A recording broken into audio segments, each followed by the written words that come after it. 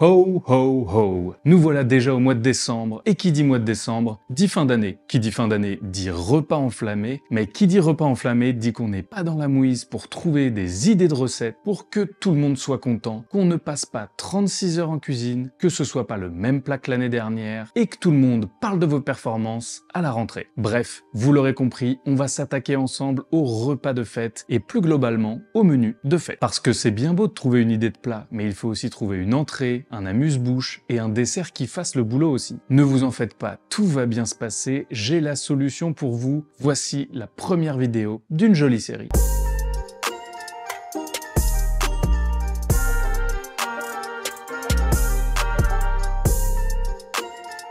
Et oui, comme je vous le disais, tous les ans, c'est la même rengaine. Trouver un menu pour les fêtes de fin d'année. Je dis les fêtes car il y a Noël et le jour de l'an, mais il y a également tous les dîners entre potes, les dîners de fin d'année, les soirées au boulot, bref, il faut se mettre au fourneau. On a décidé de vous proposer cette année pas un plat, ou une entrée, ou un dessert, pas un menu, pas deux menus, ou trois menus, mais bien 4 menus complets pour vous inspirer et impressionner tout le monde en ce mois bien chargé. J'ai longuement hésité, je voulais diviser un menu en 4 vidéos, mais vous me connaissez, je voulais 1. Vous donner un max d'idées et 2. Que tout le monde y trouve son compte. Donc nous allons faire sur les 4 prochaines semaines 4 menus pour qu'un max d'entre vous trouve leur bonheur. Voici un petit sommaire pour que vous puissiez vous projeter. Dans cette première vidéo, nous allons réaliser un menu que j'ai envie d'appeler bistronomique. C'est un menu qui reprend des marqueurs forts des menus de fête, carpaccio, viande en croûte, huîtres, desserts glacés. On va essayer de travailler de jolis produits, de faire de beaux dressages et des goûts bien marqués et originaux. Samedi prochain, nous imaginerons un menu un peu plus économique. Et oui, on s'est fait plaisir dans cette première vidéo, mais si on est nombreux à table ou qu'on n'a pas envie de mettre un trop gros budget dans le menu, c'est cool d'avoir des idées qui font la différence. Blini maison,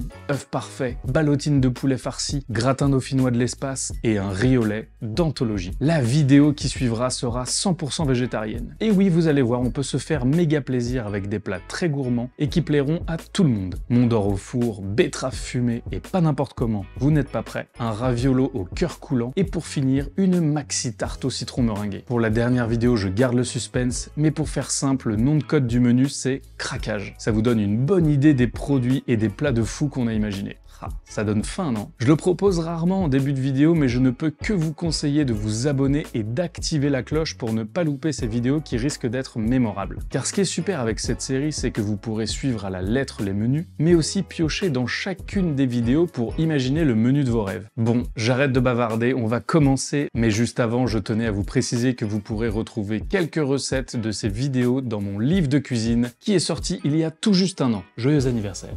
J'ai que des bons retours, je vous remercie pour son accueil, ça me fait extrêmement chaud au cœur. Donc si vous l'avez, vous pourrez vous appuyer dessus pour certaines recettes, même si évidemment je les ai un peu pimpées. Et si vous ne l'avez pas encore, il est disponible partout en librairie, en grande surface et sur internet. Je dis ça, je dis rien, mais c'est une super idée de cadeau de Noël. Bon, cette fois-ci, on sort les guirlandes et les couteaux, on part au fourneau. Alors je vous propose ce menu par ordre chronologique, amuse-bouche, entrée, plat, dessert, mais évidemment organisez-vous comme vous le voulez. Pour les huîtres, on se munit d'un beau plateau qu'on va remplir de glace pilée, c'est très important. On veut que les huîtres soient bien fraîches à la dégustation. Vous pouvez demander à votre écailler ou poissonnier de les ouvrir pour vous. De mon côté, j'y suis allé à la mano avec un petit couteau. Alors un couteau spécial, on rigole pas avec des petits couteaux de cuisine. Et moi j'aime bien attaquer par l'arrière et remonter par le côté pour bien détacher l'huître. Et magie, il ne reste plus qu'à soulever le chapeau, qui est évidemment pour celui ou celle qui ouvre les huîtres. On retire la première eau et on les dépose sur la glace. Si vous êtes team nature peinture, vous pouvez les déguster dès maintenant. Mais si vous voulez les habiller pour les fêtes, ça se passe par ici. Je vais proposer 3 garnitures hommage à des gens que j'aime bien. La première, c'est la plus classique et elle marche toujours, celle que je mange avec les copains et la famille. Il suffit de hacher très finement une échalote,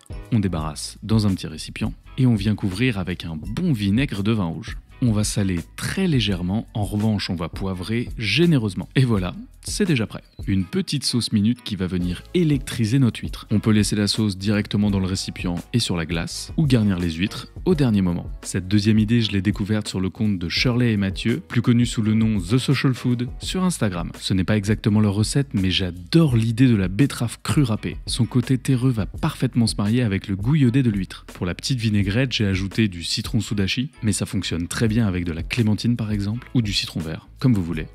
Une petite rasade de vinaigre pour faire danser les papilles, Et pour ajouter un peu de gras, on va verser quelques gouttes d'huile d'olive. En plus d'être délicieux, vous allez voir, ça va être très très beau. Comme pour la première, on sale très légèrement. On mélange rapidement avec une petite cuillère. N'y allez pas comme une brute, on veut pas forcément émulsionner la vinaigrette. Pour le dressage, on dépose un peu de betterave râpée. Et là, attention les yeux, la vinaigrette va venir diffuser magnifiquement le jus de betterave. Avec les petites perles d'huile d'olive, c'est très très beau. Bon, la dernière garniture, c'est clairement un petit craquage, mais ça vaut le coup. Elle est inspirée d'un coquillage garni de Josh Nealand, un chef spécialisé dans les produits de la mer que je trouve beaucoup trop fort. On dépose une petite cuillère d'œufs de saumon, qu'on va accompagner d'une petite cuillère de caviar.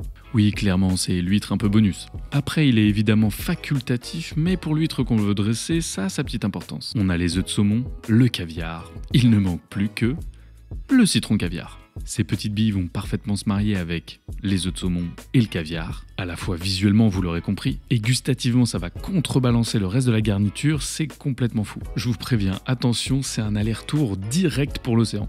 Eh bien, pour un amuse-bouche, ça rigole pas. Un grand classique, mais qui sort des sentiers battus, on adore. Maintenant que tout le monde a la bouche fraîche et que l'apéro est bien entamé, on va pouvoir se lancer sur l'entrée. Et oui, tout le monde à table. Pour commencer le repas, je vous propose de rester du côté de la mer et de travailler le saumon. On va le servir en carpaccio. C'est très cool, car premièrement, c'est très bon, et deuxièmement, c'est assez rapide à envoyer. Et le temps dans ce genre de dîner, c'est votre pire ennemi. Ici, on va pouvoir faire toute la mise en place en amont et dresser au dernier moment. En parlant de temps, n'en perdons pas, c'est parti. Pour accompagner ce carpaccio, je vous propose de faire une petite crème montée, vous m'en direz des nouvelles. On va donc fouetter vigoureusement de la crème fraîche liquide. Alors quand je dis on, c'est mon robot, mais chez vous, vous pouvez le faire à la main. Et voici la star de la recette, le réfort. C'est une racine avec un goût merveilleux qui fait beaucoup penser au wasabi. Vous pouvez le trouver frais et le râper ou en pot comme je l'ai fait aujourd'hui. On assaisonne le tout et quand la texture nous convient, on teste évidemment. On corrige l'assaisonnement si besoin, et n'hésitez pas à ajuster le réfort à votre convenance. Il faut qu'il soit bien présent pour contrebalancer le gras du saumon et de la crème. Mais on ne veut pas non plus s'anesthésier la bouche. Pour la garniture, j'ai souvent l'habitude de vous le dire, mais je le redis aujourd'hui, faites-vous plaisir. Faites avec ce que vous trouvez et ce que vous aimez. Le plus important, c'est de jouer avec les textures, les couleurs et les goûts. Aujourd'hui, pour le croquant, j'ai ajouté un peu de radis. Un petit passage à la mandoline bien fin, ce sera idéal pour un joli dressage. Une fois que c'est prêt, on met de côté. On continue dans le croquant, mais on va un peu plus haut dans la puissance avec l'échalote. Je vous conseille de la couper bien finement pour que ce soit plus agréable en bouche. Je le fais à la mandoline, mais avec un couteau bien aiguisé, ça fonctionnera parfaitement. Comme pour les radis, on réserve. On enchaîne avec un des meilleurs amis du poisson, le capre. Je sais que c'est un ingrédient clivant, donc si vous n'y tenez pas, n'en mettez pas. Pour la suite, je vous propose de se faire plaisir avec des petits kumquats. On en fait de toutes petites tranches en gardant la peau. Elle est tellement fine, elle va fondre dans la bouche. Pour les herbes fraîches, j'ai choisi de l'aneth parce que j'adore ça et que ça se marie parfaitement avec le poisson. En parlant de poisson, c'est l'heure de passer au saumon. Pour cette entrée, je ne vous propose pas un dressage à l'assiette, mais plutôt en plat. Je trouve ça très élégant d'avoir ce beau tapis de poisson. Et c'est les fêtes de fin d'année, donc on adore partager. Si vous avez encore la peau sur le saumon, c'est le moment de l'enlever. Sinon, vous pouvez le demander gentiment à votre poissonnier, il le fera avec grand plaisir. Pour la découpe, je vous conseille de faire des tranches plutôt épaisses. Je sais, ça peut paraître contre-intuitif pour un carpaccio, mais vous allez comprendre. La chair et la mâche du saumon est très agréable en bouche, donc c'est important de garder de l'épaisseur. Comme sa chair est super tendre, ça va venir fondre en bouche, ce sera très agréable. Donc on découpe toutes les tranches de saumon, on se munit d'une grande assiette plate et on dispose tout le poisson. Ne bougez pas, on va tenter quelque chose pour le dressage. Essayez d'abord de bien répartir la chair au cœur de l'assiette. On dépose délicatement un papier sulfurisé et avec sa main ou à l'aide du dos d'une cuillère, on va venir délicatement répartir la chair pour faire une belle forme ronde. Ça peut prendre un peu de temps, mais vous allez voir, ça vaut le coup. On peut finir d'ajuster avec ses petits doigts. Et quand vous êtes prêt à passer à table, on va pouvoir l'assaisonner. On commence avec un petit filet d'huile d'olive. Pensez à badigeonner toute la surface, on veut que ce soit bien luisant. On balance de la fleur de sel, ça va venir croquer sous la dent. On adore. Quelques petits crac-crac de poivre.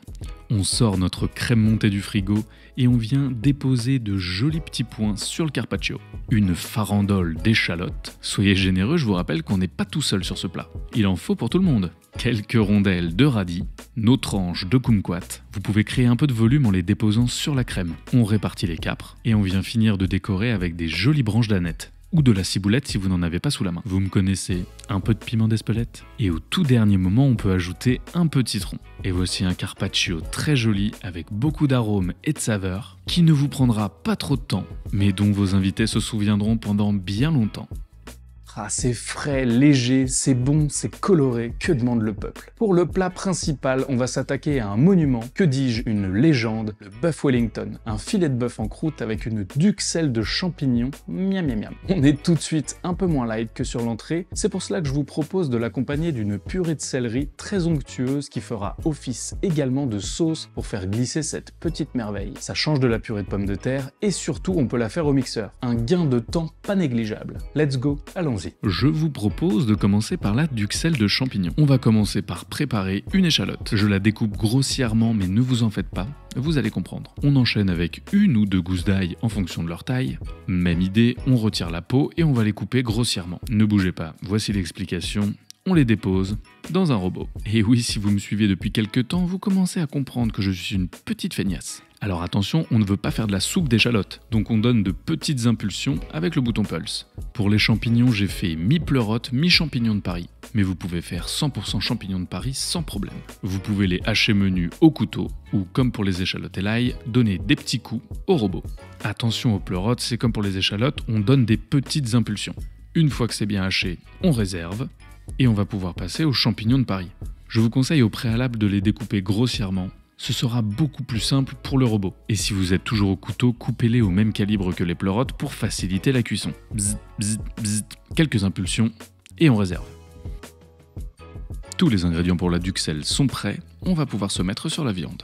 Nous allons utiliser du filet de bœuf. C'est une pièce très tendre qui se prêtera parfaitement à l'exercice du Wellington. Demandez un morceau bien régulier pour avoir un beau rendu visuel. Cela permettra également d'avoir une cuisson homogène. On allume le feu au max, on dépose sa poêle pour qu'elle soit bien chaude, on sale généreusement le filet de bœuf, il faut du sel bien partout. Petit massage de circonstance sur toutes les faces. Quand la poêle est bien chaude, on ajoute un filet d'huile de tournesol. Elle devient fluide instantanément, c'est bon signe. On dépose le filet de bœuf en le plaquant bien dans la poêle. On veut créer une jolie croûte sur toute la surface de la viande. Mais le but n'est pas de trop la cuire non plus. Donc on doit réaliser cette opération le plus rapidement possible. C'est donc pour ça qu'on doit avoir une poêle vraiment chaude. On tourne le filet, on n'y touche plus pendant 1 minute pour bien marquer chaque côté. N'hésitez pas à le bouger dans la poêle pour être sûr d'être sur la partie la plus chaude. Et pensez bien à ouvrir les fenêtres ou allumer la hotte si vous en avez une. On pense également à marquer les deux extrémités, et une fois que c'est fait, on peut le réserver. La viande est toujours crue à cœur, mais ne vous en faites pas, elle va continuer de cuire au four. On reste près des plaques et on va faire cuire notre duxelle de champignons. On fait fondre un peu de beurre dans une poêle, on verse tous les ingrédients de la duxelle directement dans la poêle, et on va faire cuire gentiment tout ça. Le but de cette opération est évidemment de faire cuire les champignons, mais aussi de faire sortir toute l'humidité de ces derniers. Et oui, c'est l'un des pièges à éviter, si on n'a pas enlevé assez d'humidité, cela pourrait détremper la pâte et on perdrait tout le croustillant. On peut poivrer généreusement la duxelle, on continue de la remuer régulièrement pour éviter que ça accroche, car évidemment plus ils vont perdre leur eau, plus rapidement ils vont accrocher au fond de la poêle. Pour ajouter une jolie strate de saveur supplémentaire, je vous propose de déglacer tout ça et de faire flamber au cognac. Mais si vous n'y tenez pas, ça reste une étape facultative, ne vous en faites pas. On continue de mélanger pour bien incorporer toutes les saveurs, et on continue avec les étapes facultatives, mais si vous en avez, vous pouvez ajouter de l'ail noir. Ça se marie parfaitement avec les champignons. Une fois que notre duxelle est bien sèche et colorée, on peut la réserver. Je vous conseille de l'aplatir finement car on veut qu'elle refroidisse complètement, ce sera plus rapide. On laisse refroidir à température ambiante et on peut finir au frigo.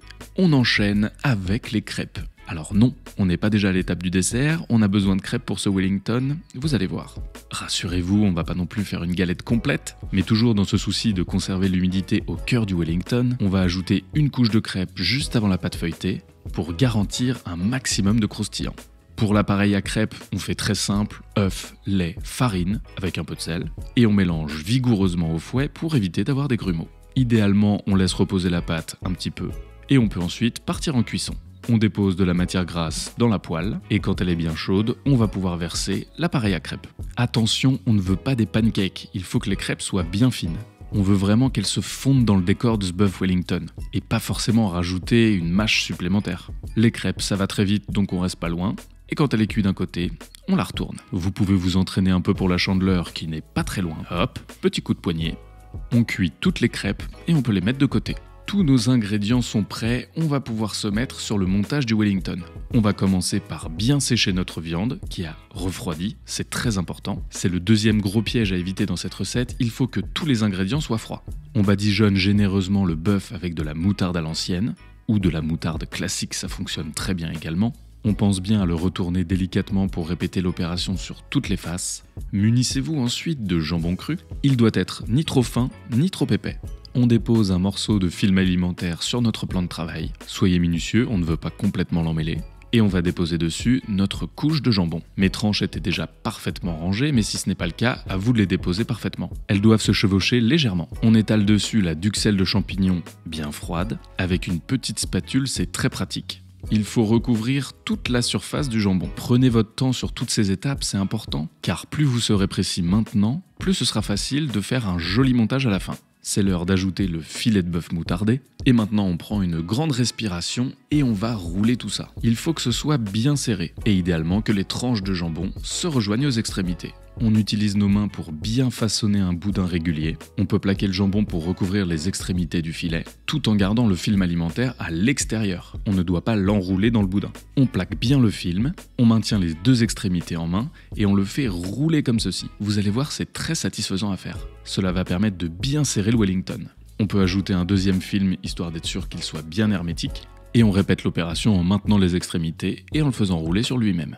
Ne le serrez pas trop non plus, on veut qu'il garde une forme cylindrique et que ça ne devienne pas une boule. Et quand il a cette jolie forme, on va pouvoir le mettre au frais pendant au moins une demi-heure. Pile poil le temps pour faire notre purée de céleri. Regardez-moi cette onctuosité, ça se mariera parfaitement avec le Wellington. On commence donc par préparer notre céleri rave. On retire la peau avec un économe ou un couteau bien aiguisé. Le but c'est de conserver un maximum de chair. Et on va ensuite le débiter en cubes réguliers. Évidemment, plus c'est fin, plus ça cuit vite. On fait attention à ses petits doigts pendant la découpe, c'est un légume qui est assez dur et assez imposant. Alors n'hésitez pas à vous aider de votre deuxième main pour appuyer sur la lame. On découpe comme cela tout le céleri et on va pouvoir préparer une échalote. Si vous avez un très gros céleri, n'hésitez pas à en ajouter une ou deux supplémentaires, ça ne peut pas faire de mal.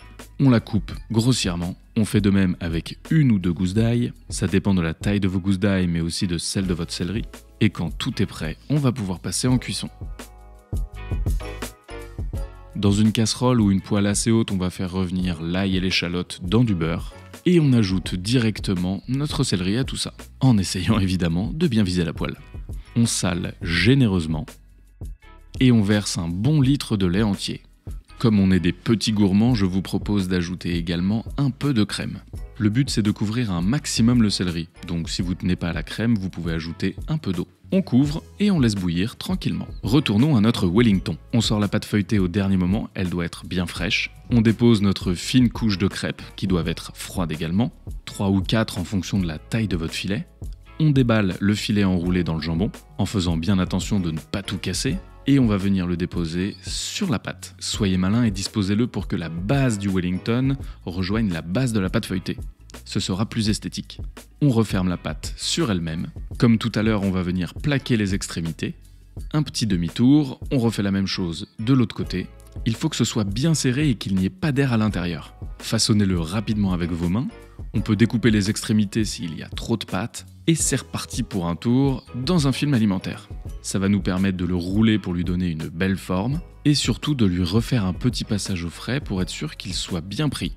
Il ne faut vraiment pas négliger toutes ces étapes, c'est grâce à elles que vous aurez une belle forme finale pour votre Wellington. Si vous êtes un peu pressé, 15 minutes au congélo, ce sera très bien. On vérifie que notre céleri est bien cuit, on peut le faire avec l'aide d'une lame de couteau, et on va pouvoir débarrasser tout le contenu de la casserole dans notre blender. Je vous conseille de le faire avec un écumoire ou une louche pour éviter d'en mettre absolument partout.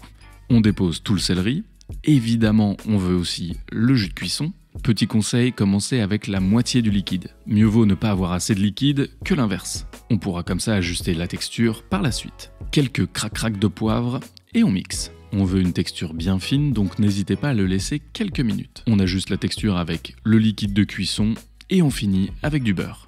Parce qu'avec du beurre, c'est bien plus meilleur. Et voici une magnifique purée de céleri très aérienne et onctueuse. Ce qui est très pratique, c'est qu'on peut la préparer en avance et la faire réchauffer au dernier moment. On arrive à la dernière étape du Wellington. Pour la décoration, j'ai ce magnifique coupe-pâte qui va faire des formes de losange. Le lien est dispo en description s'il vous intéresse. On va appuyer très très fort sur une pâte feuilletée, tout en faisant attention à ne pas la casser. Et encore une fois, elle doit être bien froide. On ne peut passer qu'une fois, alors il faut être très précis, pas le droit à l'erreur. On retire l'excédent de pâte de chaque côté, que vous pourrez garder pour faire des petits roulés au pesto pour l'apéro. Avec la lame d'un couteau, on va venir s'assurer que les traits sont bien marqués. Et c'est parti pour quelques minutes à plat, au congèle. Pendant ce temps-là, on va se préparer une petite dorure. Vous pouvez la faire qu'avec un jaune d'œuf, mais je trouve que la couleur et le goût sont un peu trop marqués. Je préfère la faire avec un œuf entier et un peu de lait. Elle sera beaucoup plus légère. On prépare une plaque avec une feuille de papier cuisson.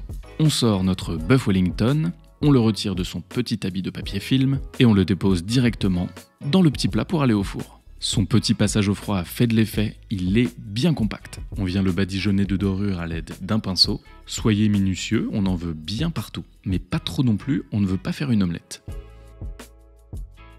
On sort la décoration du frais, on écarte délicatement les losanges. Ça, typiquement, si vous le faites avec une pâte à température ambiante, ça ne fonctionnera pas. On dépose cette jolie dentelle sur la première pâte feuilletée. La première dorure est très pratique, elle vous permet de faire glisser pour bien l'ajuster. On la plaque bien partout. On retire l'excédent s'il y en a, et c'est reparti pour un peu de dorure sur cette décoration. C'est important qu'il y en ait bien partout pour avoir un joli rendu visuel.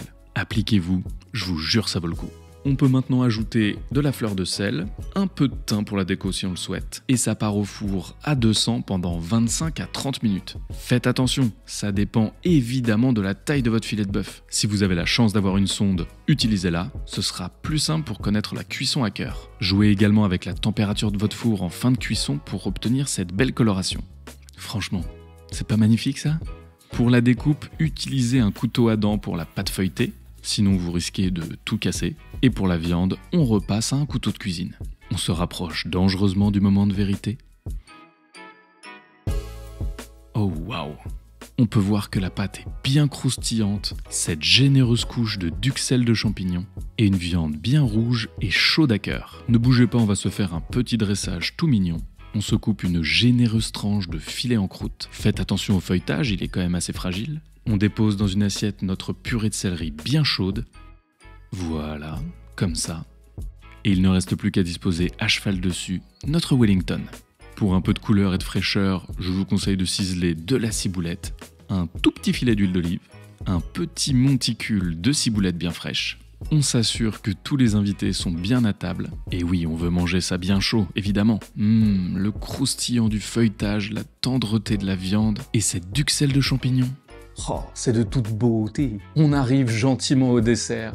Alors oui, c'est toujours le moment où on commence à caler. Surtout si vous rajoutez un petit plateau de fromage là-dessus, petit gourmand. Mais vous auriez tort de vous priver. Pour que tout le monde ait quand même envie de finir sur une note sucrée, nous allons partir sur un dessert très frais et léger, une pavlova. Cette fois-ci, je vous propose de les imaginer à l'assiette pour plus de classe, et pour rester dans l'univers de Noël et de saison, on va les accompagner de poires au sirop épicé. Pour la préparation, comme pour le reste, tout peut être préparé avant. Il ne restera plus qu'à dresser au dernier moment. On va commencer par la base de la pavlova, qui est une meringue. C'est super simple, mais ça prend un peu de temps de cuisson. On va clarifier les œufs pour récupérer le blanc. Et on peut garder les jaunes pour faire des œufs confits au sel. Si vous voulez en savoir plus, rendez-vous dans mon livre, il y a la recette. Vous le voyez venir, je vais monter les blancs en neige au robot. Vous pouvez le faire avec un petit fouet électrique ou à la main en vous relayant avec vos invités. Essayez de ne pas battre les œufs trop fort, mieux vaut incorporer délicatement l'air pour avoir des blancs bien onctueux. Quand ils commencent à bien se tenir, on peut ajouter le sucre.